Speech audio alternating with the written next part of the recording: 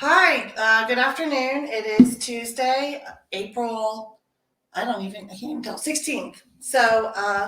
Clearly I barely know the date. Today we are going to be talking about autism.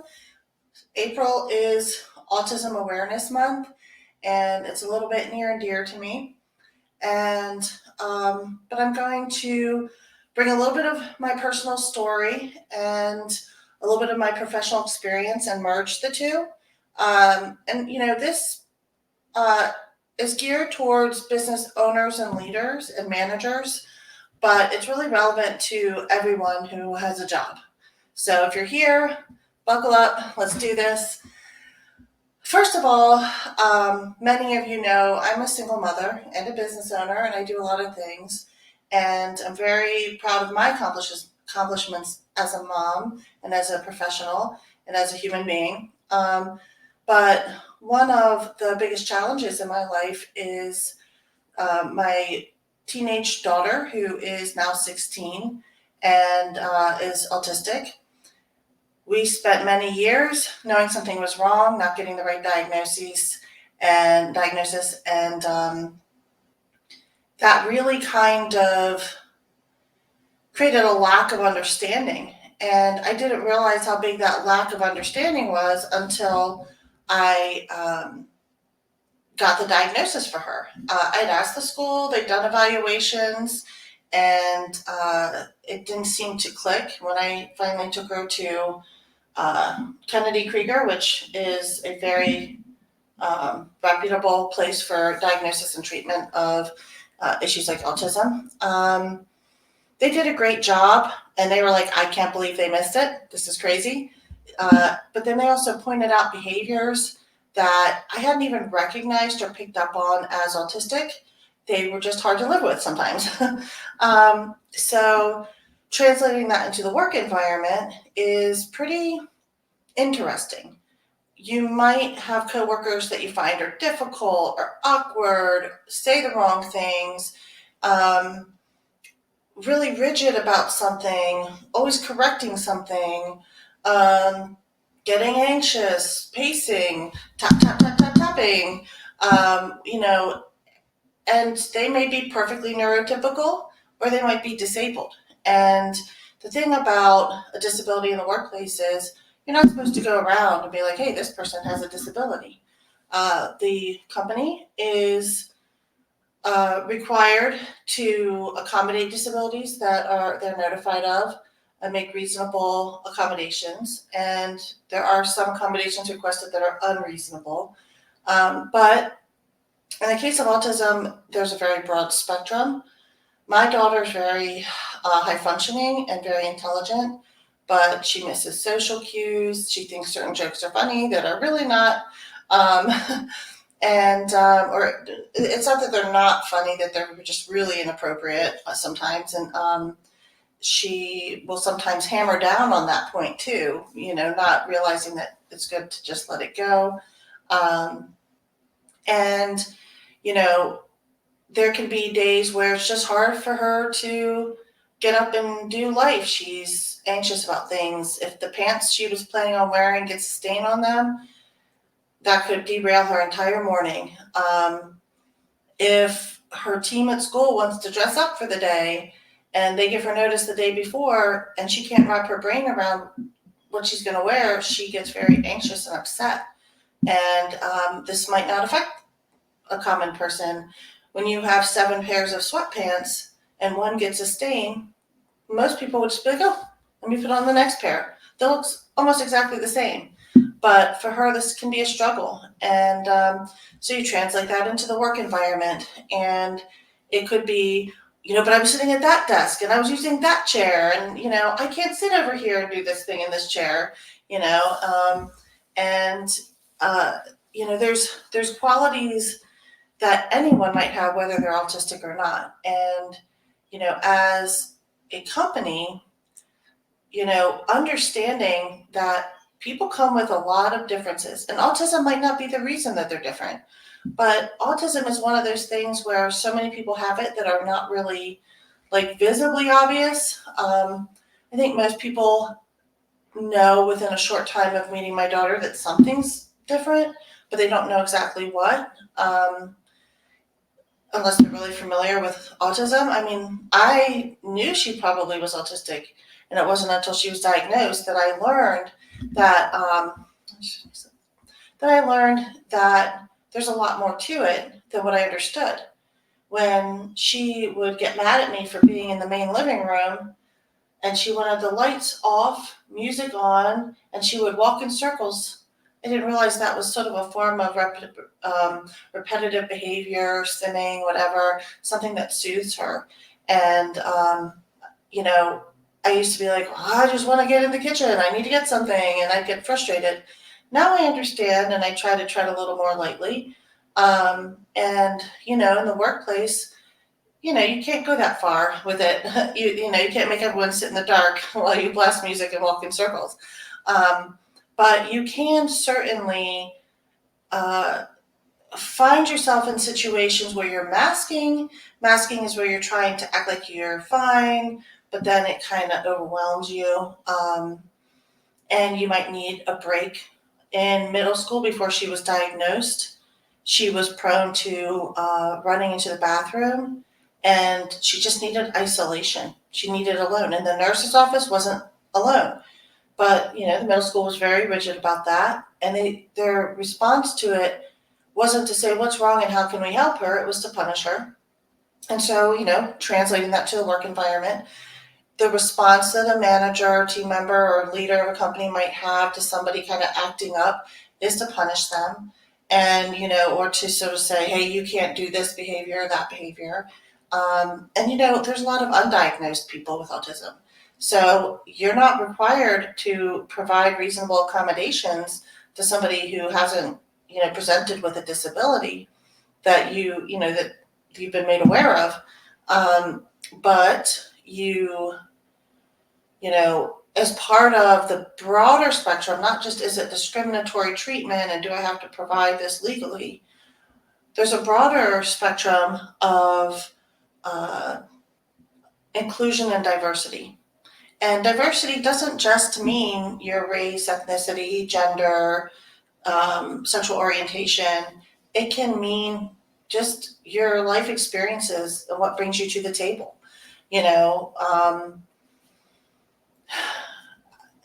There's so many things, building blocks, and people are not always what they seem. Or, you can't judge that book by its cover. But that inclusion and diversity piece, includes all the obvious things, but it includes a lot of not so obvious things. And this is why, you're not, as a company, you're not supposed to terminate someone just because they're a difficult person to work with. But, companies are entitled to with documented complaints and things like that. I mean, they're entitled to without documented complaints, but they may face lawsuits. So those are the kinds of things that when you're, let's say you have a group of 10 people who all work in the same general area, and one of them is getting agitated and frustrated and needs this particular chair and needs to sit in this particular spot, and maybe they can't stand people chewing and, all these different things. How do you, as an employer, accommodate that? And I think that, reasonable accommodations are, this desk is assigned. Everyone else can free float if that's the way the office runs, but this desk here is assigned, and this seat here labeled. And, there can be things like, I understand that they need to take breaks and go decompress. I understand that they might be in a little bit late, but they're going to, find a way to make up for it. There's things like that. And even if you don't know the diagnosis, just giving room to people who need room, because I guarantee you they'll be more productive and incredibly grateful and stay longer with companies that provide that. But it also, from the leadership down, it sets a tone with the team. We understand this person, they just need things the way they need them, and we respect it. We're setting the tone that we're protecting their needs, by protecting those things that might, alarm them or upset them. And interestingly enough, with a lot of autistic people, they need very direct feedback. You can't be glossy. You can't say, it would be nice if you did blah, blah, blah. You sometimes have to say, it's inappropriate when you say this. Here's a better way to say it. Things like that. So they need very direct. They can't pick up on, what you're hinting at. And, so part of building a positive team environment is sort of showing your own acceptance and understanding of differences and finding ways to communicate with different people who have different needs. Now, if you know someone is autistic, you can really talk to them about, what accommodations would support you and, within reason. It's not like you can say, we have this, 3,000 square foot space, but nobody can work there but the autistic person because they can't stand being around people. That's not going to work. Um, you know, it might be that you let them work from home, or if it's even possible, or provide a room that they can go into and have quiet time and work in there, or have a sort of exclusive, have a set aside space. Or maybe they're allowed to come in really early where no one else is there and they can get some of their work done at that time. And then that way it's reducing the amount of exposure that they're having. So, the thing that I look at, my daughter is obviously still in school, and school has, the same requirements of non discrimination, and there is a goal for inclusion and diversity. Um, but unfortunately, it doesn't always work that way. And it's a, it, school's an incredibly rigid environment. And if you equate that to companies who are like, you must be here from this time to this time, you must attend every meeting in person, you must do this, you must do that. You might just think people have a big case of the don't want us, and that's not true with everyone. My daughter very much wants to be successful, and at least one morning a week, she has to go in late because she's just anxious, or she had insomnia severely the night before, and she doesn't always adjust well. There's a anxiety going on, and especially in her teenage years, you add hormones into that and all the things, and it's been a little bit of a roller coaster for her, to be honest. So then she goes to school and somebody's kind of giving her crap because she was there late. They don't want to have to help her out. And that's hard. As a parent, that's hard. But one day she's going to be an adult. She's going to be, working in some environment. And I try to imagine, what is that environment going to be, and who's going to be accepting of her, and how can she be successful in her ways? And I still don't know quite what that looks like, but I know it won't be a rigid environment. And people do choose their career paths or fall into career paths based on what fits them best. And I truly believe she will find her way there. And she's very, very intelligent. In fact, that's another problem.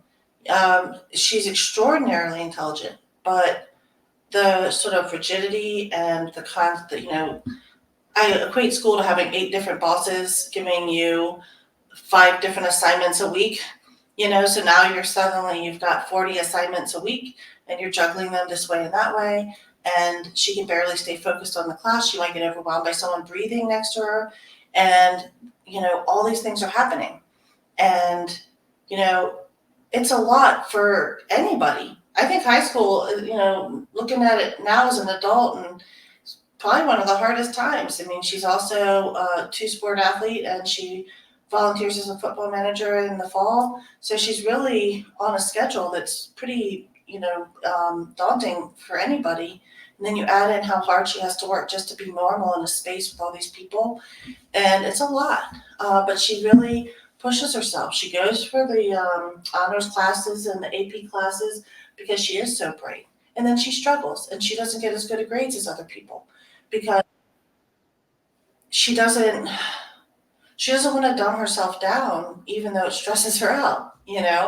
And I think that a lot of people who are autistic are incredibly bright, and if they can tap into that and support that, they're going to get really, really amazing input. And she has some teachers who are incredibly supportive of that and bring out the best in her. She has teachers who, when she has the free period, it's like a 30-minute free period, she goes and works in their class, not because she's doing their classwork, but because they make her feel comfortable there. And that's huge. Don't you want to be that kind of employer? Don't you want to have that kind of team? Don't you want to work alongside people that you just get each other and you know that you're going to be there for each other and give each other space when each other needs it? Those are the kinds of things that I imagine as we grow and build knowledge and understanding of each other, we can have better teams for it, that each person brings their own unique drive to the table. Maybe she's a little bit inappropriate sometimes, but maybe she's going to cut straight to the point and reflect back excellent feedback on how to improve something because she's willing to look at it critically. You know, um, there's so many things that get sort of undervalued.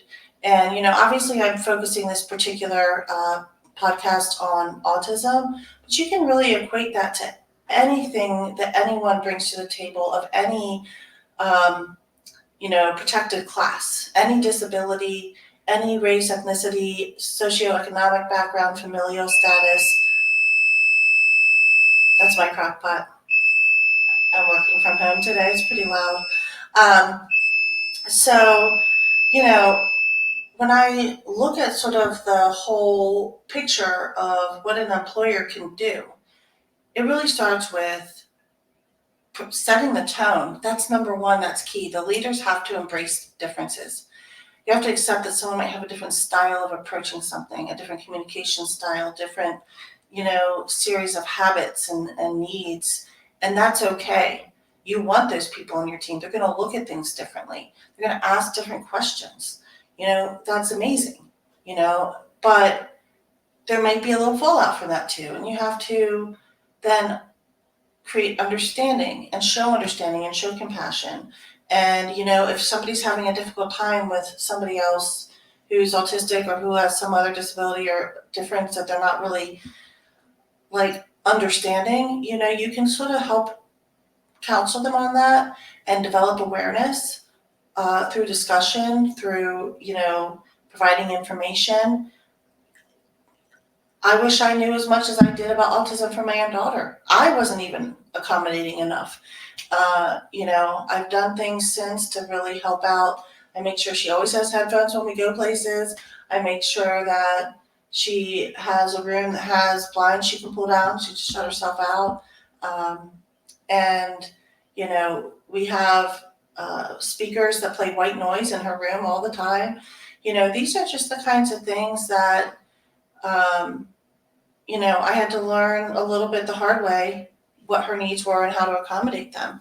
So, as an employer, you're looking at those things. How do we accommodate differences? Do we accept the way someone speaks if they come from a background that speaks differently, has an accent, whatever? I think that we just have to be comfortable in that place. We have to learn to embrace each other as we are so that people can go to work and be themselves and be comfortable. Because I think if they can do that, they're going to be way more productive, way more happy, and you're going to retain people. But that training aspect is so important. Power 3 is building our training on our up and coming website, which is going to be launched very soon. And right now we just have sort of some baseline trainings that include non-discrimination and diversity and inclusion awareness. But, it can go so much further than that. It can become a part of your culture to build awareness. It can become a part of your culture to provide information and show each person that flexibility. Maybe you have someone who is completely neurotypical, but they have frustrations working around the person who's disabled. Providing them with support is okay. I need support from my own daughter sometimes, just as she needs support from me sometimes. So, I think that it's just recognizing all of the differences, finding a way to carve a path forward with compassion and understanding, and really investing in your team and their needs and building awareness, embracing every different type of person, and maybe even applauding things that make them unique, even if it's different and even if it's difficult sometimes. I wish more people did that in everyday life. I wish the public school did it better. I don't think that there's a lot of training that goes on there. And, One of the things that I think about a lot, I'm a business owner. If you're a business owner and you have managers who are responsible for people, and those managers are not informed and aware and trained on how to handle situations like that, you could be the most understanding leader on the planet, but if your manager isn't, they could wind up giving you a lawsuit over that. Making sure that the people who are there to protect and manage your employees have the training and awareness to handle things effectively and not say the wrong things. Here's a great story, so making sure I'm not going too far over time. My daughter played basketball this past season, and partway through the season, they played a team that wasn't great. And afterwards, the coach kind of commented and said, "Yeah, I mean, I knew we were going to win. The coach told me they had you know, like half the team was autistic." And, my daughter was like, "Wait, I'm autistic. What are you trying to say?" And, she kind of laughed about it at the time, and everyone kind of laughed about it at the time. But it was just an off the cuff remark that, was pretty upsetting. And, it's one of those things where, you don't want your manager, I know the school wouldn't want him saying that, but there he was as the coach of a high school program, making sort of somewhat, degrading remarks about people with autism in front of my daughter at autism. Props to him for not noticing that she was different, but I don't really know how he wouldn't have noticed, but who knows what he was thinking. But that's the problem. You don't know. But I don't think he'd been trained. I don't think that they train their coaches. They barely pay them. We give a certain amount of grace and forgiveness for that. But another family would have been on the warpath and tried to have his job taken. Certainly, it's not a situation I want my daughter to be in now or in the future. So, that awareness and that training that goes into building that awareness is critical, because each person who's in charge of anything in your company is a representative of your brand and your values. So, if that's something you want to pursue, definitely check it out with us at Power 3, and we can definitely support you. We have our online courses that will be launched in the next couple of weeks, but we also would happily do in-person talks and conversations. I would give anything to go into the high school and be able to tell people what I wish they knew about my daughter. I'm talking about all the issues that she has as being autistic, but I wish people knew how big her heart is. I wish people knew that she literally gives the best hugs. I wish people knew that she's funny as shit, really. I wish people knew that she will give the shirt off her back. She is so sweet and so kind. I used to give her Hershey Kisses in her lunchbox in preschool, and she would just hand one out to each friend and then look down and realize she didn't have any left. The teacher used to keep a bag in her desk just to save her from herself. So she's just the kindest, sweetest soul. Very caring, very giving. She's a teenager, so we're going to add that layer in. It's a little different. We get some attitude now. But, she really does mean well, and she's a force to be reckoned with. She's incredible, and she's so bright, but I wish people knew that she knows when they're looking at her funny. She knows when they're avoiding her. She can see them turn their shoulder. She can see them roll their eyes. She's not stupid. She just is a little awkward, a little different. And, little things like that really do hurt, and you don't want that kind of office environment for anybody. And some people might have differences that you can put a label on, and some people won't. But the important thing is that as an employer, you're constantly looking at how can we learn about each other, accept each other, and optimize our working relationships with each other. And that's sort of my lesson today in a more sort of general overview. We can probably do some future ones where we get a little bit more into the law, and that would be excited to do that because I think it's kind of interesting. And, for people who have suffered discrimination, you absolutely should be reaching out to the EEOC.